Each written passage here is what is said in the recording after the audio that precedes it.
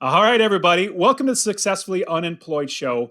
My name is Dustin Heiner, and I'm here to help you learn how to quit your JOB, that just overbroke job, with any means possible, starting your own business, being an entrepreneur, investor, and everything else. And today in my show, I have a guest on who's going to share with us how he became successfully unemployed as well. Steve Feld, thank you so much for being on the Successfully Unemployed Show. Great. Well, thank you very much for having me. All right, Steve, now let's jump right into it. How do you make money to provide for your family without working that job, that just overbroke job? Yeah, well, I'm a certified business coach, so I actually work with a variety of business owners from all different sizes, all different industries, and trying to help them get the clarity and the focus that they need in their business, uncover revenue, put in systems and processes in their business so we can build a long-term successful business. So I love and I'm passionate about helping business owners grow their business. That's awesome because it's easy, in my opinion, because I've done it before, but it's easy to start a business. You get a business name from the local city. You put your shingle out there and say, "Hey, yeah, I'm open for business." But to actually grow it, to make it where it runs on its own, that takes a lot of work. Now, you didn't always do this. Now, what were you doing before this, and then what got you into where you could actually quit your job and do this full time? Well, I've actually owned and operated 6 different businesses, but I've also ran 3 others. And I started realizing one day when I was one of those employees that all of a sudden I felt boxed in. My ideas, the creativity to move the business forward was much bigger than the box I was in. And then that's the day I realized I am a horrible employee. I need to do it myself. The reason You and me is both. bigger. I got to go bigger. And that day I went and sought out the help. My very first business, I went out and sought out mentorship, guidance. I need help. How do I do this? Because I'm taking the leap. And I took the leap and I tried going back into the JOB world and I realized I'm so unemployable and not a good employee. I must continue with my journey. With having and running many businesses, having your own and running them, transitioning out to where you're actually coaching and showing business owners how to actually grow and scale the business. How did that really start? Like, you just realize I like building and growing businesses, and I can actually show people how to do it. How did that you jump into actually doing that? Well, my first business was actually writing business plans and marketing plans. And then the next thing you know, my clients were all in the tech sector. So they were trying to get venture capital money. So they came to me to coach them how to speak business. That's when I started realizing they're great techies. They really know their stuff, but they don't know jack about business. And that's where my passion lies and my knowledge lies. And then when I started, my second company was consulting going into businesses, and I would call myself a business remodeler, blowing it up from the inside out. That's when my passion really, really stuck. And these guys are trying to hire me on to be working for them. And I'm like, I don't think this is for me. I love this and I love the freedom. And then when I took over people's businesses to turn them around, I was gaining all that knowledge, all that experience, all the wisdom. And then I started realizing I'm still boxed in. I can't be an employee even though I'm on top of the pyramid because there's always a board to deal with, a advisory council. And that's when I was like, you know what? Let's take all this knowledge and really help real business owners, help them because they just don't have that knowledge. And it took me years to get and pay for schooling and everything else. So, what would you say would be like a main thing that you can help a company do? Let's say somebody starts a business, they maybe have 2 employees, 3 employees. Is it like a goal, like let's go get you from making 5 figures to 6 figures, or is there some other measurable that you would like say, I can help you do this? Like, what is the ultimate thing that you try to help other businesses do? Yeah, because everyone gets in a business and they have a goal and a passion. I try to find that what is it? Where do you want to be? And one of the things I've noticed, and you brought kind of touched on it in a way, it's what is your end goal? So if we don't know what the exit strategy is, the end in mind, how are we going to get that journey to get there? So it's like, well, I want to sell it one day and reap the benefits of my sweat equity. Great. Then let's build that kind of a business. And that'll be our journey and our path. So getting the employees in line, the systems and processes to build it so one day it could be sold versus a lot of people are in their own business like a trade for 30 years and they can't sell their business because their business is them. So if they're gone, the business is gone. So they don't have an exit strategy. And during the pandemic, a lot of people were finding out like, I don't have a sellable business. So we really have to help the business owner realize, achieve your goals and dreams. Where do you want the business to be? But at the same time, it'll morph into something even bigger than both of us have thinking of at that moment. I think it's a great idea to figure out where you want to go with the business, because if you really think about it and you're a sole proprietor, you have your own customers. And if you don't work, you don't make money. You Okay. basically own a job. Yeah. You're not employed, but you own a job. It's the same thing. You're working for, instead of one customer, which or one boss, you have many bosses and you're literally beholden to them. So Yeah. I personally don't like that business model. I love having passive income businesses that I hire other people or I have investments, things like that. Now, if somebody, let's say somebody doesn't, their goal right now, they say, you know what, extra strategy, eventually we could sell it or I want to pass it on my kids. I'm not sure about that. But right now, I really want to make this a full-time business so I could actually quit. Right now, it's a side job or it's a hobby that I Mhm. have or a side business that I have. And I want to scale that up so I can literally forego my job and make all the money from my business. What would you say are things that we can do with our business to get going in that right direction? Really, you have to transition out of that job. So a lot of people take, I'm one of those, maybe smart, maybe not so smart, I do the jump. I jump into the foggy abyss and just hope I find a parachute on the way down. That's my philosophy. But a lot of people need to transition out. So you really need to come up with a plan on how to transition out. And because you got to replace the income, and it's not just that income. You got to think certain expenses were could have been paid for by the employer. All the lunches that you had to buy during the week. Well, now you're at home. Are you going to be buying those lunches out? Think of those things. So you need a budget, have a new budget for your life, and then a plan to transition out. And a lot of times, that's where a lot of people get some help. It's like, how do I slowly make it out, or how do I go through faster? I'm working with a client right now. He's trying to make the transition out of being a teacher. So it's like he really wants to get out of being a teacher.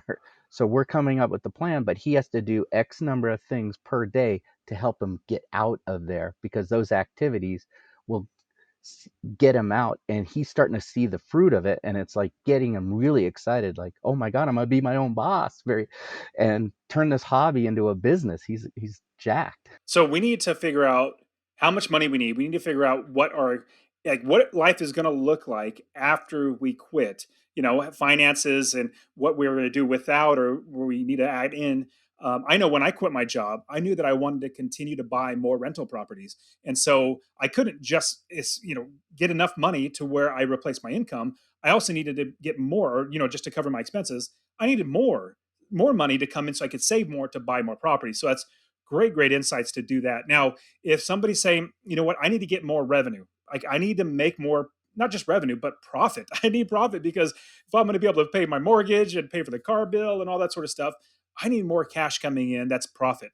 What would you say, like, what do we do to get going in that direction to start increasing the amount of money that we make? One of the first things I do when those kind of scenarios, it's like, how good of a salesperson are you? And a lot of times it's a fault of all of us, many people. So we got to get you honed in on that, because that's what's going to work. We got to work on leads, conversions, then you get the revenue. And a lot of people are so focused on the revenue. It's like, don't forget, there's 2 steps before revenue, because then when you get the revenue, now it's cost control, systems, processes to gain the profit. So it's like, how are you going to get those leads? Who is your target market? Most people don't even know that. That's a critical thing. And then let's go talk to them in their language, so they're coming to you to buy your product. And how is your sales cycle to close them? Great, we got the revenue side down. What is the process now? How are you going to deliver your product and service to them so we can get the revenue? And a lot of times people are like, I revert, this is going to sound horrible, it's a South Park episode, the underwear gnomes. Get the underwear, then it's a question mark, make money. And it's the question mark that no one knows. It's like, how does that happen? It's the process and having a plan of action in a place. And a lot of people could do that over the weekend.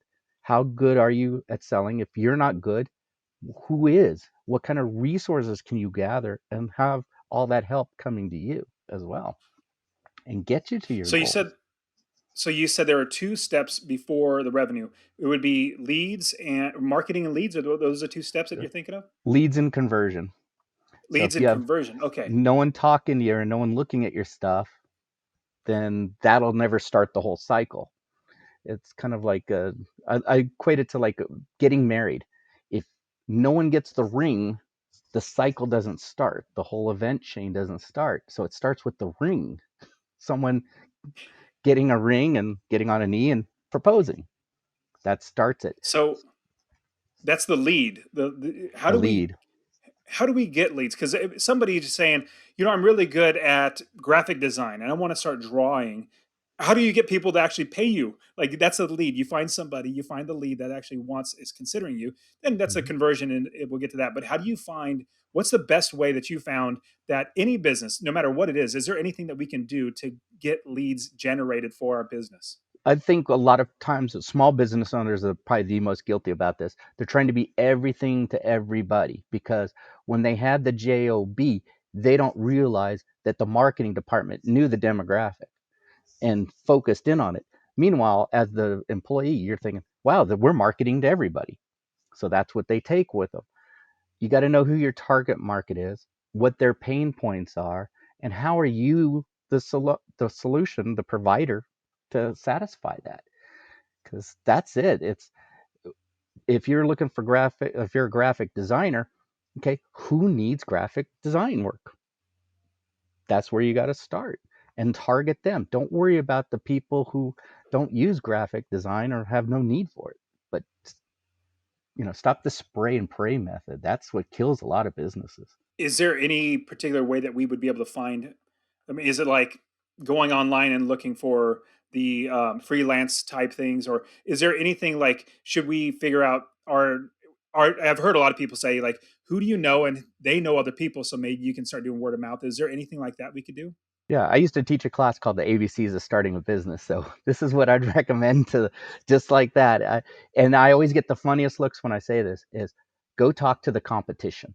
Whatever market you're in, I promise you, if it's done right, you're going to get a lot of information. So if you're going to open up that graphic design firm, find people in that space who've been in it for a long time and just interview them, buy them lunch, buy them coffee, just interview them. You're not going to compete to them one on one. That's like you going against Amazon, getting the interview of Jeff Bezos, and he's concerned that you're going to take his market share. It's not going to happen unless you're a restaurant and you're going to open up next door the same kind of restaurant. That's a different story. No, that's fantastic because I know when I first got started in online business, I wouldn't necessarily talk, or and I wouldn't. I talk to anybody that was in the same field or same, like with teaching somebody about real estate or anything like that. I wouldn't really talk to them because I figured them as competition. I grew up playing football and baseball and stuff, and you just the competition. You don't really compare notes, but in business, in my opinion, there's a big enough pie for everybody. There's so many people out there that could benefit from you and your competition that you might never ever come across somebody that found you and the other person at the same time. So that's a great tip that people really should realize that just get to know other people and it's not necessarily competition. You guys can help each other out. You guys can give each other pointers. You can give each other insights, and not only that you're helping them, but they're helping you in the beginning. In the future, you could help them. So I love that. Is there anything else that we could do to get more leads, to figure out where and how we can get more leads? Because then next is conversion, which we'll get to. But anything else we can do for leads? Yeah. Where does your people, your target market, hang out? I a lot of times people are networking and spraying it out there. It's like, well, if they don't have that service, ask for referrals. Who is? Where do those people? Where are they? There's an association nowadays for everything. Guess what? The association has a lot of data. They will help you also target and how to find where these people are, and they probably have marketing tips just for your industry. I think associations are great, but find out where your tribe lies. I know graphic designers. I mean, they're on Fiverr all over the place, and then I've talked to many of the graphic designers, and they're like, "I'm not on Fiverr." Well, where are you? Well, I have a beautiful website.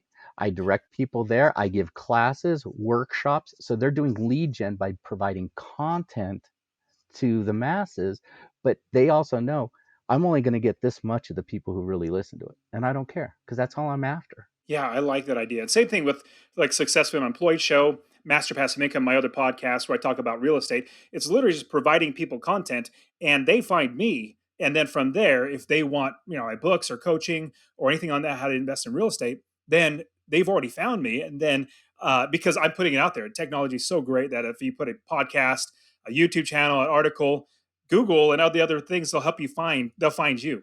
So that's great. Now, what are your thoughts about? But this will be the last question I think for leads. What do you think about doing Facebook ads, Instagram, Twitter, all those social media type of ads? Is that wise to do, or is that something that we maybe could hold off on? I think at the beginning, many people could hold off on it. The reason is it's the dollars. You only have so many dollars to begin with to start up your business. So there's ways to do it, be creative. You can join groups in Facebook and don't put spammy buy my stuff out there. That's what a lot of the ads are. So the ads, when I hear people say I put a Facebook ad and it failed, and I go, I can guess why without even looking at your ad. First of all, you probably send it to everyone and their mother, and your mother, no mothers care about your stuff. Second, you probably made it spammy and buy my crap kind of ad. Third, you don't know who your target market is, and you didn't give them a message to compel them to take any action. And 9 times out of 10, it's surprising, there is no call to action in those ads. So download my book, download my guide, none of that. It's kind of like click here, then what? So I look at it, the ads do work, but you got to really nail your message and make sure who you're talking to. Because in Facebook, you can actually target your market with a sniper rifle, whereas 9 out of 10 businesses are using a shotgun, a sawed off shotgun. So it's just spraying out there. That's why it doesn't work, but it can be very, very effective. I think that as businesses get more revenue and they can put a little more aside to do marketing, when they're starting up, it's not the best idea. At least I Right. didn't do that because I was like, I don't have that much money to actually to ads, let alone lots of money because it takes a lot of money. So I think as you grow, it's great. Now, when you're doing a conversion, you're thinking about conversion. We need to capture those leads and then sell them. Yeah, basically make sure that they understand that you have something to sell Mhm. and you're the right person from that for them to buy from. What is there like, because it seems like there's something we need to connect the two, leads and conversion. Is there a connection and then how do we transition them into a conversion? One of the easiest things that I even teach my clients and workshops and everything is set up a landing page or a squeeze page, give away some content to that target market. So let's say you're a graphic designer. You can have a little guide, 10 things that are great and not so great about graphic designers. Simple document, really easy to do. People come to the squeeze page. Hey, I want to know those 10 things. Well, they have to put in their name and their email. So they're giving that up in order to get the guide. You set up now a back end drip campaign. So it actually sends them the guide automatically. You're not doing it. Then it starts sending them a sequence of emails throughout the year. And all that content is actually, guess what? From your guide. So you're not creating all this new material. So now they're in what I call the buyer's journey. They're gathering information. They're not ready to buy yet. They've got to know you because you need to talk to them, touch them at least 5 to 12 times personally like this. But now they get your email once a month. It's not selling, it's not spammy, it's giving them content from what? Your guide that you gave them originally that they didn't look at. And it's just one tip at a time, but it keeps them through. And now all of a sudden, maybe the fifth, sixth month, they're like, wow, I think I need them because they've been giving me all this great content. Then they pick up the phone and talk to you about it. That's a great transition from lead to conversion because I have found that people buy when they actually realize that they need you or they need whatever it is that they have in front of their face that is presented. And if you go and do a Facebook ad for some random thing that they might be interested in, I would say the majority of them wouldn't buy right away. You need to actually encourage them, show them that this is the right thing for them to buy. So I love that idea, that transition. And now conversion though, what do we do to actually make them convert into an actual sale? Now we've encouraged them, we've sent them emails, they like what we have. Now, I know you said this in in the ad, you need to actually have a call to action. How do we actually sell? Do we sell through the email? Do we get them on a phone call, like a free 15-minute call? What's the good process to actually get this sale closed? Yeah, I'm a big believer in that 15-minute intro call. It's not really necessarily a sales call, but you're actually qualifying them. They're checking you out. In every email, hey, if you have questions or you'd like to know more, just get on my calendar. Quick, bam. Now they get on your calendar, get to know them. What are their concerns? Why did they call you? There has to be a reason because they've opted into your landing page. They've been receiving your emails. They got your content. They must have a need for your services. Great. Then when it's your turn, about you, but you're listening to them really good, they're going to say whatever the problem is. You're the solution to their problem. You must say, Liz, great. Let's get on either a longer call or let's do an evaluation on your business, whatever you have to convert them now as the client. And it has to be a compelling offer to really hit home to satisfy their wants and needs and their problem.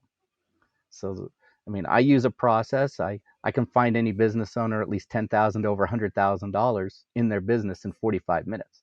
So it's like, not only that, I'm proving it to them while we're like on a Zoom call. So it's like, hey, I'm not going away and hiding and using a black box. I'm proving it to you right in front of you. So that's my conversion technique. And it's like at the end, it's like I'm not selling you anything throughout the whole thing. It's all about the business. At the end, it's like, well, now I know your problems. I've provided the solutions. Would you like my help? That's great. And what I've done, and I mistakenly did this, so because I coach people how to invest in rental properties, buy them, hold them, make $250 a month in passive income. You get 10 properties, that's $2,500 a month in passive income. That's $30,000 a year. You don't have to do a thing.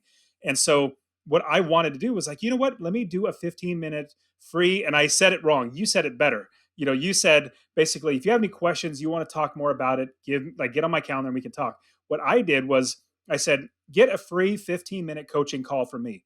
And that was the worst thing ever because I got people just literally taking my time and going past 15 minutes, me being polite, and then at the very end saying, oh, I have coaching. And they're like, oh, very good. I just wanted everything for free. Bye. That's it. It was horrible. So I would strongly suggest nobody ever get a free, like whatever it is you're giving, like you're selling, don't do it for free for 15 minutes. Literally do exactly what Steve said, where it's like, if you have any questions about this, how it can help you understand more so that you can actually do whatever it is you want to do, get on my calendar. I think that's a great way to do that. And I couldn't agree go, with you more on that. I did what you did, and I learned my lesson. it was probably about 10, 15 calls. I'm like, I literally have no sales from this, Yeah, and they're taking all my time. yeah. I got 30 years of problems. Can you solve it in 15 minutes? I was like, what? Well, you said a Exactly. 15-minute And coaching call.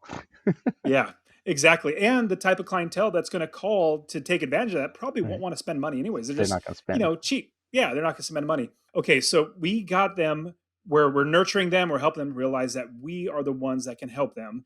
And then we get them on a call or we have something inside of our emails that are saying, buy here or, this is where you go to buy the system or my coaching or whatever it is. The coaching call or sorry the discovery call or sales call is a really great idea for higher price tickets too. It's really really good because you got to help them, sell them on this. Now if somebody doesn't have the sales ability, they're not self promoter, they're just like, I just want to help people, but they're not good at doing that. Is there any tips that you could give?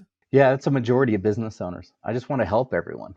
And I'm the Yeah. same way. I like to help. I'm passionate about small business owners. It's like, yeah, I want to help you, but the bank doesn't take my payment in hugs. So I got to make money. They get a little upset when I try to go into come on, here's your rent. You got to find that strategy. And if you don't want to be that salesperson, you have to really work on your closing process. How are you going to close someone that's comfortable to you and comfortable to your prospect as well? That's why the strategy I use, I'm not, hey, look, buy my junk. Look how cool it is. It's like, no, I'm just showing you no cost, doesn't cost you a penny, just time, and it's your decision. If you don't want it, great, I'm moving on because you're not my client.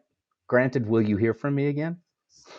The number one problem with another problem with small business owners, no follow up.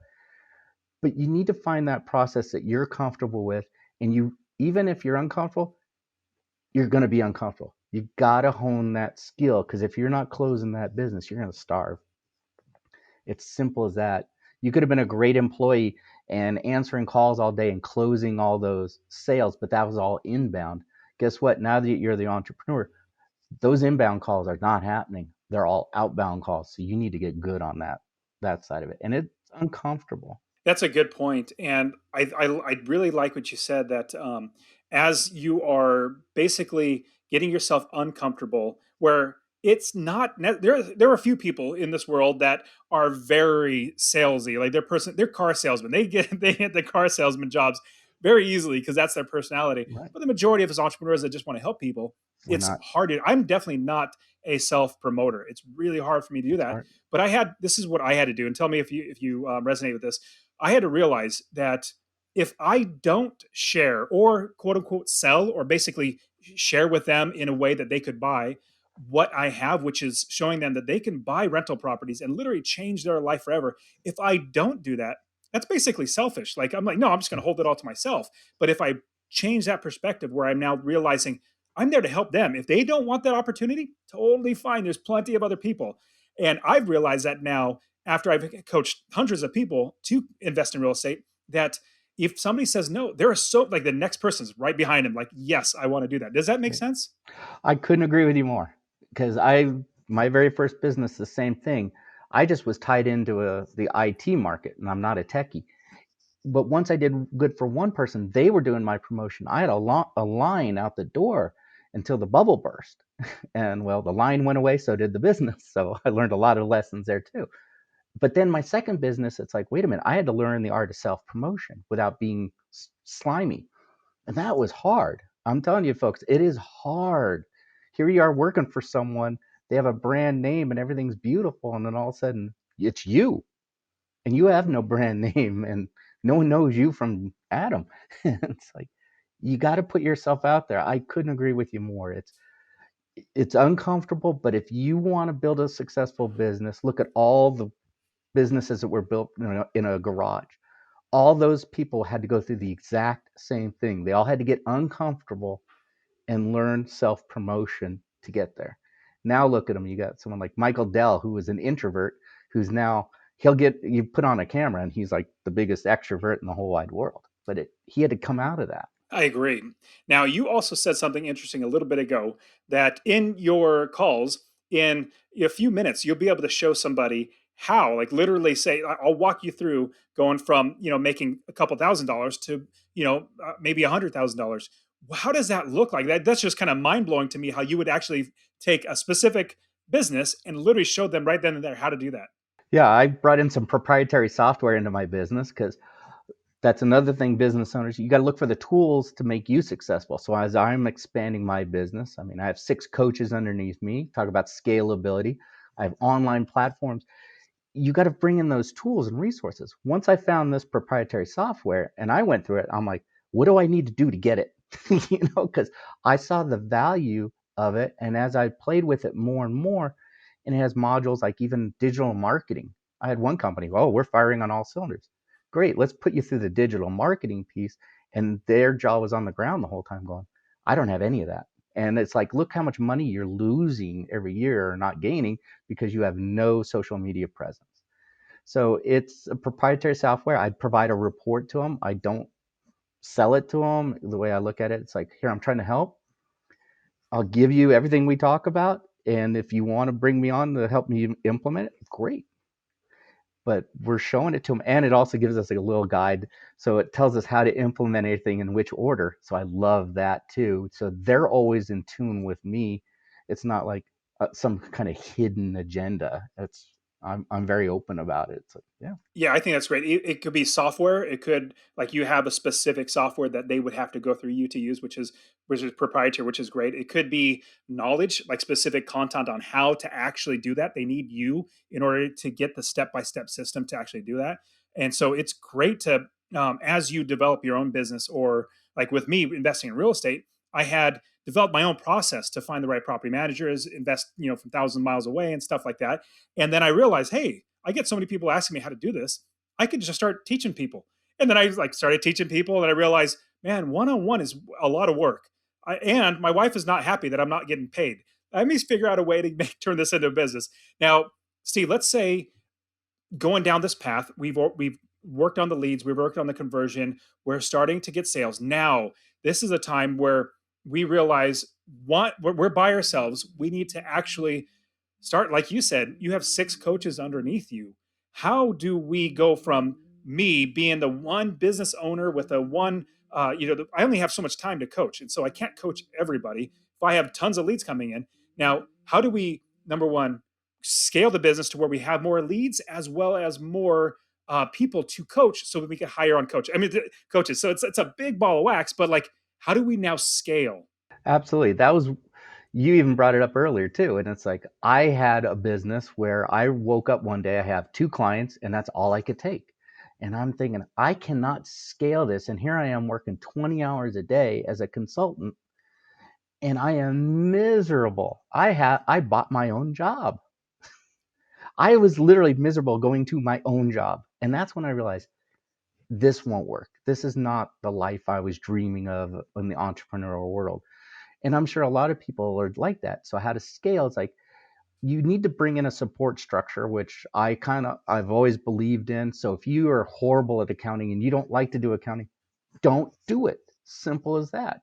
You can do barter systems at the beginning to make it free, or trade services or whatever, or find the right accountant that's affordable. Let them do it. They love that stuff. You hate that stuff. Don't do it to yourself. This way you get to focus on what you are good at. And that the only thing that should be at the beginning is build your business. More revenue, that's it. Everything else doesn't matter. Your logo, that's cute.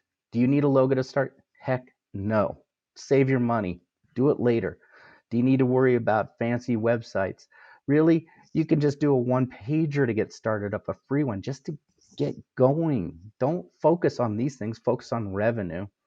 And as you're building, you're using your strategic partners, but over time, you're going to start realizing, what if I brought a salesperson in first? That's usually the first one come in, to duplicate yourself. Because you have your accountant, you have other people doing that stuff. Don't bring in an accountant right away, because they cost you money. They're not making you money. So find someone, if you're going to start scaling, who's going to bring you revenue in. That's what you want to do. Duplicate. Then you duplicate again. And then you start looking at, oh, wait, I need a service person to make sure that the orders are going out or everything's being fulfilled. And don't forget about following up your clients, because your clients, keep them, stay in touch with them. You got to do that service work. They're going to give you referrals. You got to give them love. They're going to give you love back. That's another way to grow your business. The idea of hiring a salesperson seems a little daunting for me as well as many people. Is there anything that we like? How do we find the right salesperson that's going to fit our business, that will help our business to grow? Like, that just seems a little rough. How do we do Yeah. Unfortunately, I wish I could say I never kissed a frog, but I've had those that? salespeople. So it's burnt me out just as much as them. And it was always difficult. And then it, now it's like I've learned the process, I've taught the process. You really have to interview them and find you're going to go through a lot of people. Don't just hire a warm body. Put them maybe on a commission structure. So now they're as hungry as you are, but give them nice bonuses so they can make a fantastic living. So the more they sell, the better of a life. I mean, one of my businesses, my sales guy was making 20,000 a year on paper. In reality, he was pulling in close to almost 750,000 in commission total. Reason? We gave him the tools and the support he needed, and we backed off. He he did it. You need to find those kind of people who are money motivated, obviously, not unethical unless that's your business model, which I hope not.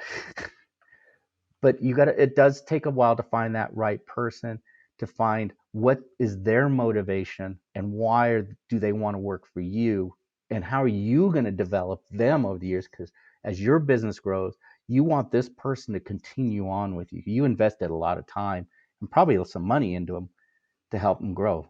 So it does take a while to find the right person, and a lot of interviewing. Yeah, I would definitely say that. I've been blessed now. So I coached a lot of people how to invest in real estate, and a lot of them that I've coached have become very, very successful.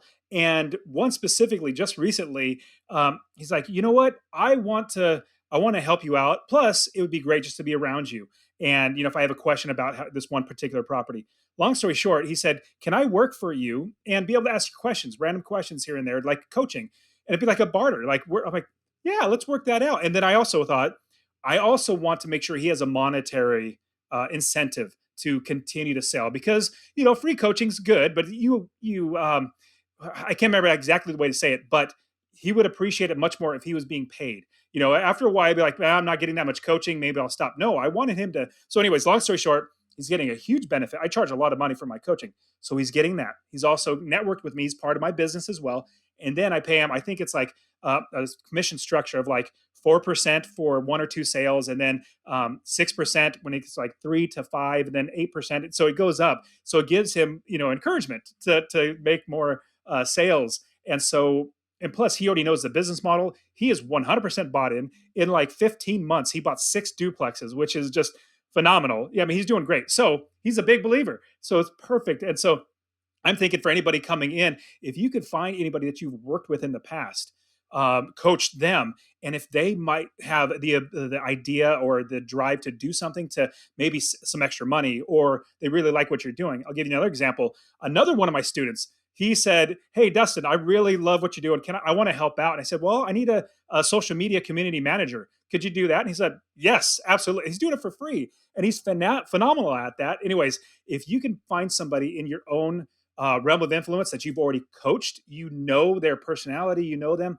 that is a huge benefit for anybody you're bringing on. At the same time, it's a double-edged sword too, in my opinion, because you also want to make sure that it's not like a buddy buddy system. Not buddy, that's not the best way to say it. You don't want them to think of you as their best friend. You're still their boss. That's definitely what you want to have. That, does that make sense? Absolutely, yeah. You, it's nice to be cordial and nice to your employees, which you should always do. But you still got to keep in mind, you're the boss. You're the one who has the skin in the game. To them, when they leave, it's over. I leave the work up there.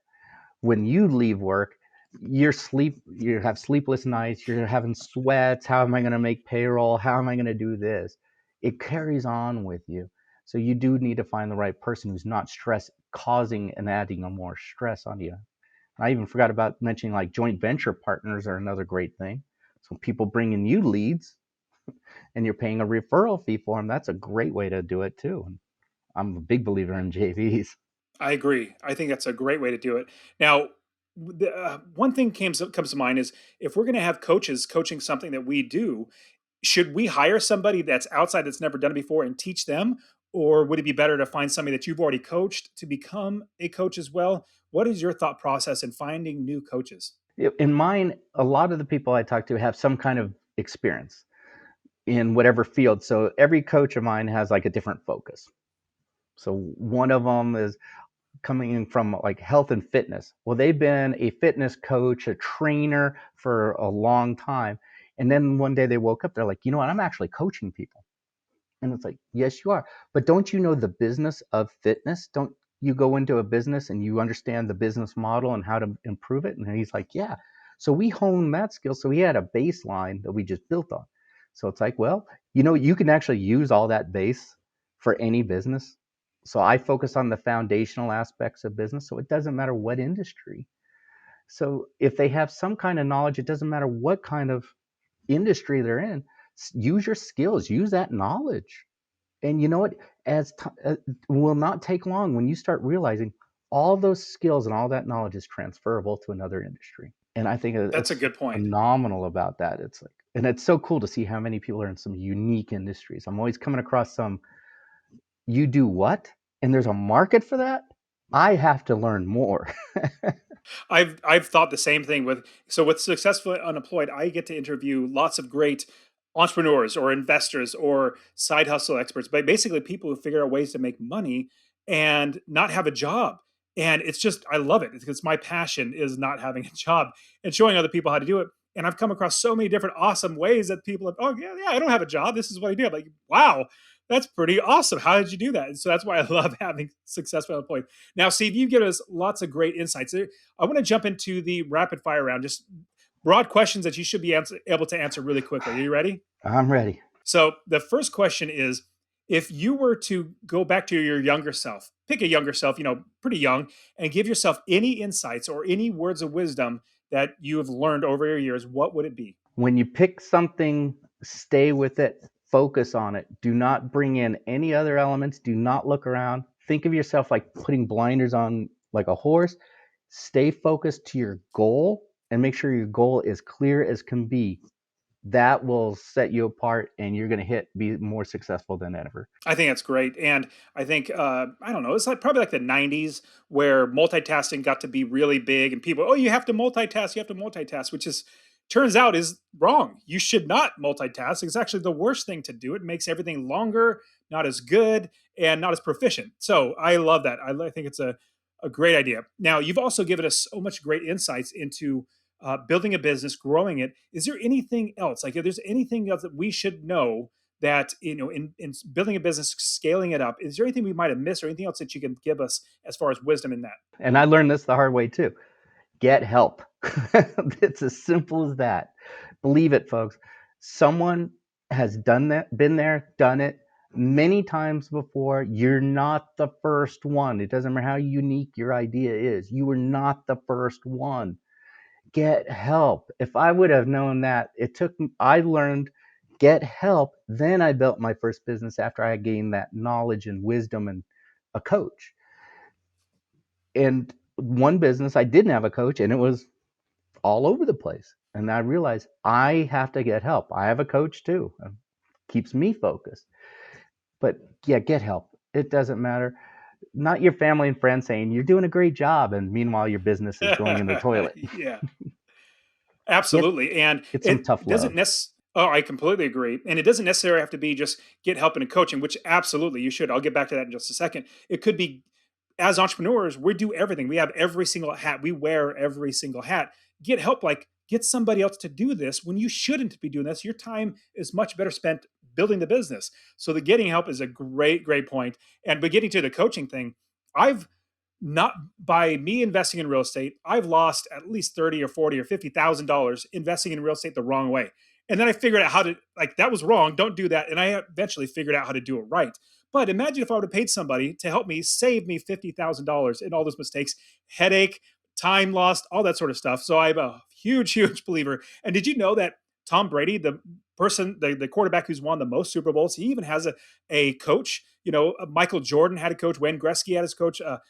Every single excellent athlete as well as business, they have coaches. So I think that's great, great insight, Steve. Okay, next question is: what is your favorite book, nonfiction book that we should read? It could be business, could be life, or whatever. But favorite nonfiction book we should read. One book I always recommend is, well, for startup entrepreneurs, E-Myth and E-Myth Revisited, but you should always be reading like Think and Grow Rich. And not only, it's not a book, it's a workbook. So you really need to get into like a mastermind or a group of like-minded people and utilize it. By using those simple practices, it might sound like hooey because it was written in 1936, but I'm telling you, That's brilliant. it will get you where you want to have clarity in your business, clarity where you want to go in your life, and it'll really, really set you apart. Yeah, some people might think if it was not written in the last like 2 or 3 years, it's probably not good. And people might think that. I'm actually the opposite. I'm like, if it was written back in the 1900s, it's probably pretty good. I'm not saying that like Yeah, literally, where I just completely disregard every single book that's made now, which are great. There are a lot of great books, but things like Think and Grow Rich are phenomenal. I absolutely love, and it's changed my life. The How to Win Friends and Influence People by Dale Carnegie. phenomenal. Oh my goodness, so much great insights and wisdom into that. I mean, Yeah. yes, absolutely. So that is terrific. Okay, next question is: what is one tool that you use in your life that we should look at using? Could be a piece of paper and pencil, an app on your phone, but something that you use regularly that we should look into. I live and die by my calendar. So I do time blocking. That has kept me focused. So when it's time to end a task, whatever I'm doing, I must end it. The reason is I allotted so much time for that task. Now it's time to move on to the next task.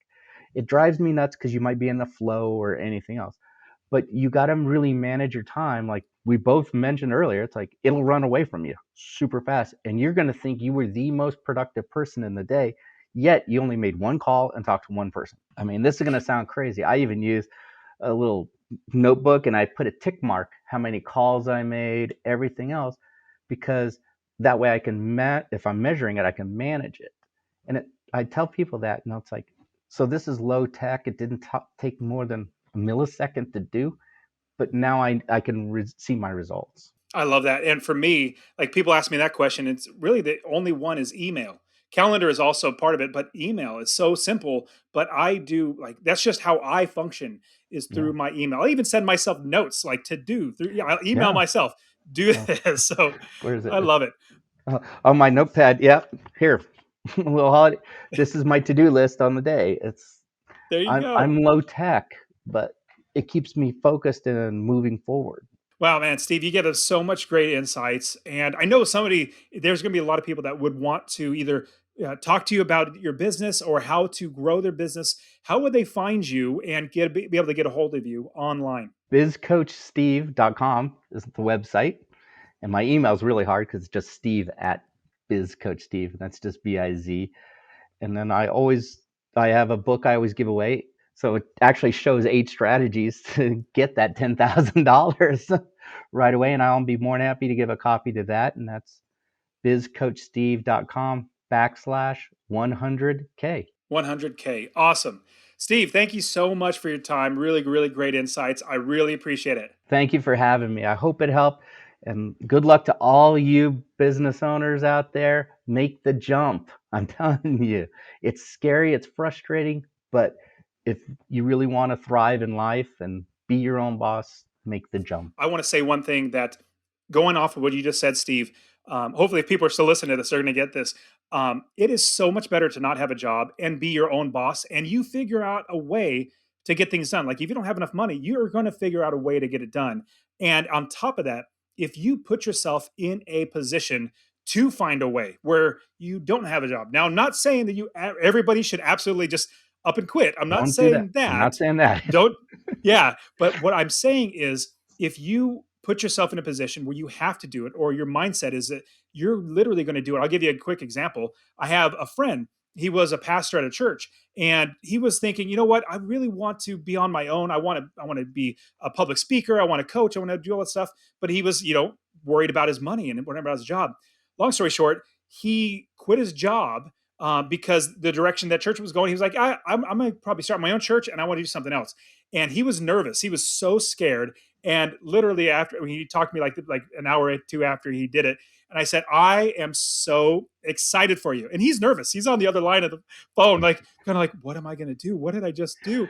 I'm like, I am so excited for you. And it's easy for me to say it. I have Yeah. money. I have my house. I have my businesses. But I was telling him that the journey you're going to go on is going to be so worthwhile. And in the end, you're going to look back and say, that was the best decision I made. And now it's been almost 2 years now, and his business is growing and growing, teaching people how to write copy, public speaking, and he just has all this opportunity because he's now putting his mind towards it. So for everybody listening to this, if you are actually having that thought about being able to quit your job, if and when you do, which I would suggest doing it sooner. I'm excited for you because it's going to force you to actually do things that you probably wouldn't have done in the past, get you out of your comfort zone, make your life totally change. So I just wanted to echo what you said, Steve. I agree. That's it. Yeah, good luck to everyone because it's an exciting, crazy journey. You're It is totally worthwhile, though. I would Yeah. not change it for. I wake up in the morning, drink my coffee, look for rental properties in my email, then go to the gym, come home and have lunch. I mean, it's literally phenomenal. But anyway, Steve, thank you so much. It's been great talking to you. Great. Thank you very much.